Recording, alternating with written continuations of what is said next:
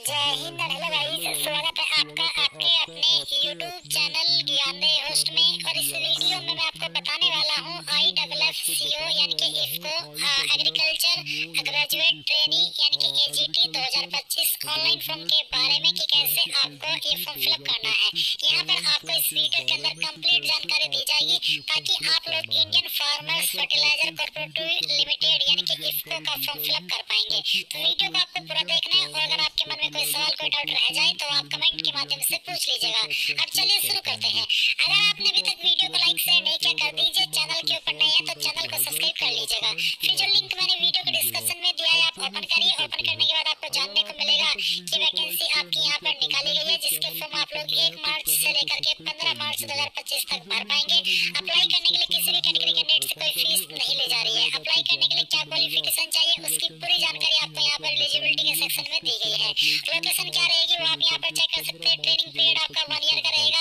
Service bond आपका कितना रहेगा वो आप यहाँ पर देख सकते हैं। और एज लिमिट इसमें मिनिमम नहीं बताई पर मैक्सिमम एज लिमिट आपकी 30 साल रखी गई है। और जो छूट मिलती है SC/ST कैंडिडेट को 5 साल की और OBC को 3 साल की वो यहाँ पर आपको दी जाएगी। अभी आप यहाँ पर इंपोर्टेंट लिंक के सेक्शन में आएंगे और apply online link for AGT open करेंगे। आपके सामने यहाँ पर कुछ ऐसा इंटरफेस आ जाएगा जैसे कि आप वीडियो में देख सकते हैं। यहाँ पर भी आप क्वालिफिकेशन की जानकारी, लोकेशंस की जानकारी, knowledge of language, training period, compensation, service bond, ये सभी इन्फॉर्मेशन चेक कर सकते हैं। फिर आपको नीचे की तरफ देखने को मिलेगा आपका लिंक और साथ ही आपको क्लिक टू रजिस्टर। तो आप यहाँ पर क्लिक टू रजिस्टर इसके ऊपर क्लिक करेंगे। इसके बाद आपके सामने साइन अप का पेज आएगा। अब आप आपकी ईमेल आईडी यहाँ पर डालेंगे जो कि आप रजिस्टर करना चाहते हैं। फिर आप यहाँ पर एक पासवर्ड क्रिएट कर लेंगे अपनी मर्जी से और उसके बाद में आपको यहाँ पर आपका पूरा नाम, 10th के सर्टिफिकेट के अकॉर्डिंग एंटर करना है। और फिर आपका जो मोबाइल नंबर आप यहाँ पर रजिस्टर करना चाहते हैं वो डालेंगे और ये सभी इन्फॉर्मेशन फिल करने के बाद नेक्स्ट के ऊपर क्लिक करेंगे। गाइस, जैसे ही आपका यहाँ पर OTP वेरिफिकेशन हो जाएगा तो आपके सामने ये वाला इंटरफेस आएगा। अभी आप यहाँ पर आपका जेंडर सेलेक्ट कर लेंगे, मेल, फीमेल या अदर। उसके बाद में आपकी कास्ट कैटेगरी क्या है, जनरल, OBC, SC/ST जो भी है वो आप सेलेक्ट कर लीजिएगा। फिर आपको यहाँ पर आपका फादर का नेम एंटर करना है, ये भी आप 10th के सर्टिफिकेट के अकॉर्डिंग एंटर कर दीजिएगा।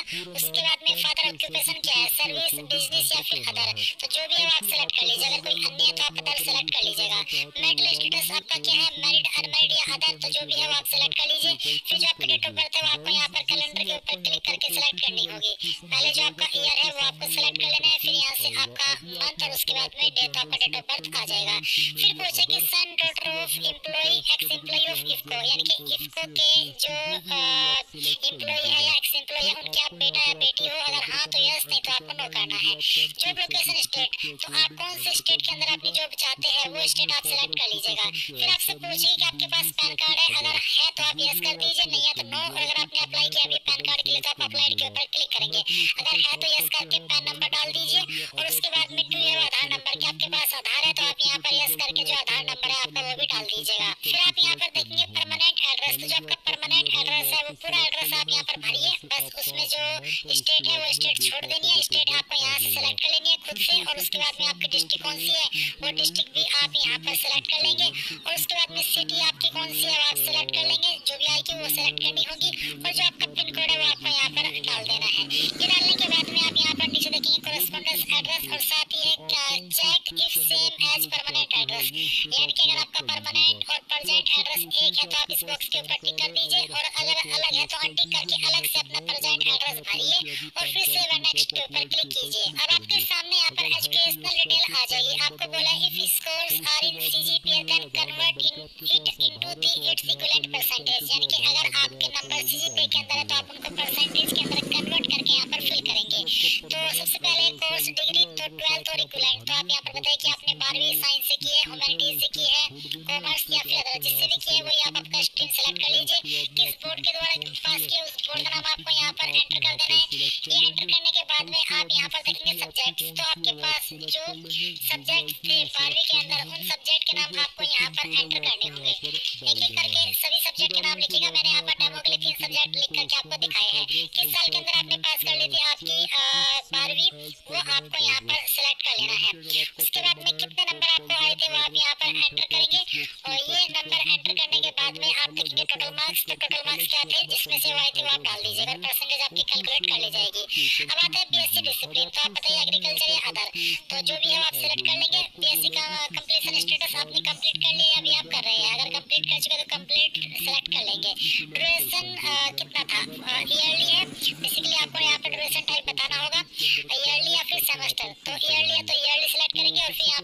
कर देंगे। और अगर सेमेस्टर है तो आप सेमेस्टर इस तरह से सिलेक्ट कर लीजिएगा। तो जो भी है वो आप यहाँ पर सिलेक्ट कर लीजिएगा। और उसके बाद में कोर्स टाइप आप रेगुलर सिलेक्ट करेंगे, क्योंकि इसमें प्राइवेट वाले अप्लाई नहीं कर सकते। और उसके बाद में आपको यहाँ पर आपके यूनिवर्सिटी का नाम बताना है जहाँ से भी आपने जो क्वालिफिकेशन वो की है। उसके बाद आप नीचे आएंगे तो आप देखेंगे अगर आपके पास डिप्लोमा है तो आप डिप्लोमा टिक कर दीजिए, नहीं तो आप देखेंगे बीएससी पासिंग है तो किस साल के अंदर पास की थी वो साल आपको सेलेक्ट कर लेना है। उसके बाद में यहाँ पर मैंने इसमें ईयर वाइज चुना है तो आपको यहाँ पर सब्जेक्ट के सेक्शन में सब्जेक्ट लिख देना है। और उसके बाद में किस साल के अंदर आपने पास किया है वो आप यहाँ पर देखेंगे कि ऑटोमेटिकली आ चुका है। कितने नंबर आपको आए थे वो नंबर आप यहाँ पर एंटर करेंगे। मैं डेमो के लिए भर रहा हूँ, आप आपके रियल नंबर भरिएगा। फिर यहाँ पर टोटल मार्क्स इसी प्रकार से आपको सेकेंड ईयर का जो सब्जेक्ट है वो लिखना है, ईयर ऑफ पासिंग यहाँ पर है। और आपका जो मार्क्स ऑफ कैंडर भरिए, टोटल मार्क्स भरिए। तो इसी तरह से आप यहाँ पर चारों ईयर के जो नंबर्स है वो फिल कर देंगे। फिर एमएससी कंप्लीशन स्टेटस, तो अगर आप कंप्लीट कर चुके हैं तो आपको यहाँ पर बताना है कंप्लीट, अगर आप कर रहे हैं तो परस्यून, और अगर आपके ऊपर एप्लीकेबल नहीं हो रही, आपने नहीं की है तो आप नॉट एप्लीकेबल सिलेक्ट कर लेंगे। उसके बाद में आप देखिए अदर क्वालिफिकेशन, तो अगर आपके पास कोई है अन्य क्वालिफिकेशन तो उसकी जानकारी दे दें, नहीं तो आप सेव एंड नेक्स्ट के ऊपर क्लिक करेंगे। अब आपके सामने ऑप्शन है वर्क एक्सपीरियंस डिटेल का, तो अगर आपके पास एक्सपीरियंस है तो आपको यहाँ पर आर यू एम्प्लॉयड के सेक्शन के अंदर यस करना होगा। और यस करने के बाद में उसकी जानकारी देनी होगी, जैसे कि करंट ऑर्गेनाइजेशन अगर है तो आप इसको टिक कर देंगे। फिर आप यहाँ पर ऑर्गेनाइजेशन का नाम डालेंगे, पोजीशन हेल्ड किस पोस्ट पर आकर के काम किया वो बताएंगे, स्टार्ट डेट क्या थी जॉब की वो बताएंगे। और फिर यहाँ पर लास्ट सैलरी आपको पर annum कितनी मिली थी वो आप यहाँ पर भर देंगे। अगर आपके पास कोई एक्सपीरियंस नहीं है तो आप यहाँ पर नो कर दीजिए। और उसके बाद में आप यहाँ पर सेव एंड नेक्स्ट के ऊपर क्लिक करेंगे। अब यहाँ पर आते हैं upload your passport size photo, आपको पासपोर्ट साइज फोटो अपलोड करना है जिसका साइज 500 KB से कम रहना चाहिए। और फॉर्मेट जेपीईजी, जेपीजी या फिर पीएनजी का चल जाएगा। तो आप चूज फाइल के ऊपर क्लिक कीजिए। मैं फॉर्म डेमो के लिए भर रहा हूँ तो मैं यहाँ पर जो रैंडम फाइल है वही सिलेक्ट करके दिखाने वाला हूँ। मैं इस फाइल को सिलेक्ट करता हूँ, ओपन करता हूँ। आपकी फाइल यहाँ पर इस तरह से इसमें अपलोड होगी। फिर आप देखिए प्रीफर्ड टेस्ट सिलेक्शन फर्स्ट, तो आप किस लोकेशन के ऊपर टेस्ट देना चाहते हैं, आपका एग्जाम सेंटर रखना चाहते हैं, पहली चॉइस आप सेलेक्ट कर लीजिए। फिर आप सेकंड चॉइस सेलेक्ट कर लेंगे। उसके बाद है source of info of advertisement, आपको इस एडवर्टाइजमेंट के बारे में कहाँ से पता चला, newspaper, IFFCO website, internet, social website, through friends, university college. तो जो भी आप इसमें से कोई एक रीजन रखना चाहे तो आप रख लीजिए। लैंग्वेज नोट, कौन कौन सी लैंग्वेज आती है, जैसे इंग्लिश है, इंग्लिश आपको पढ़नी आती है तो यहाँ पर टिक करेंगे, लिखनी आती है तो यहाँ पर टिक करेंगे, अगर बोलनी आती है तो यहाँ पर टिक कर देंगे, बोलनी अच्छे से नहीं आती तो आप यहाँ पर इसको अनटिक कर सकते हैं, ये आपकी चॉइस के अकॉर्डिंग है। फिर इसी प्रकार से हिंदी का आपको स्टेटस बता देना है कि पढ़नी लिखनी बोलनी आती है। कोई अन्य लैंग्वेज आती है तो लैंग्वेज आप यहाँ पर सेलेक्ट कर लीजिए जो कि यहाँ पर आपको दी गई है लिस्ट के अंदर।